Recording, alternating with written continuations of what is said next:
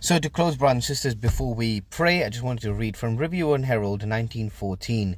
We're reading from paragraph 1.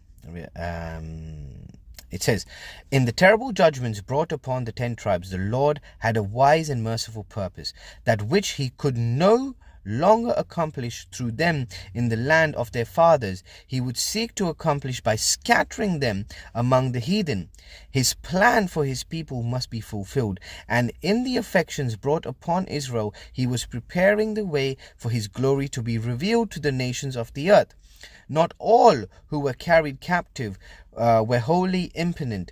Among them were some who humbled themselves before God and who sought for pardon and peace. And these were numbered as the sons of the living God, as we saw in Hosea 1:10. God's favor toward Israel had always been conditional to their obedience. And at the foot of Sinai, the host of Israel had entered into covenant relation with God as his peculiar treasures above all people. They were to him a kingdom of priests, a holy nation. Solemnly they had promised to follow him in the paths of obedience.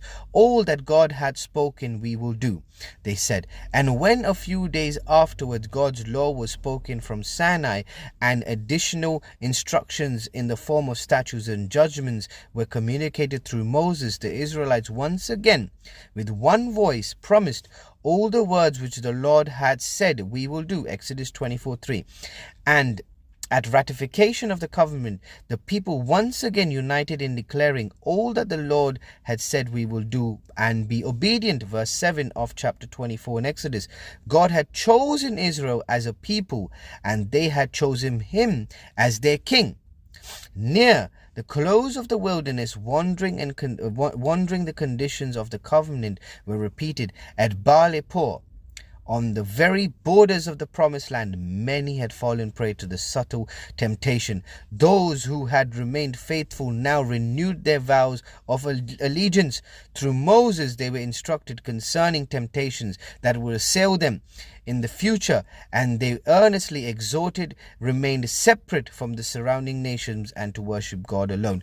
Exactly what we're seeing at the moment, brothers and sisters. We're so close to the close of this world, and so many people who pledged allegiance to God all their years or all the generations of their life are now falling away and giving in to the subtle temptations and allowing the influences of this pagan heathen deities and doctrines into their life. So we need to be careful, brothers and sisters, as we come to the close of this world. Hold tight to God.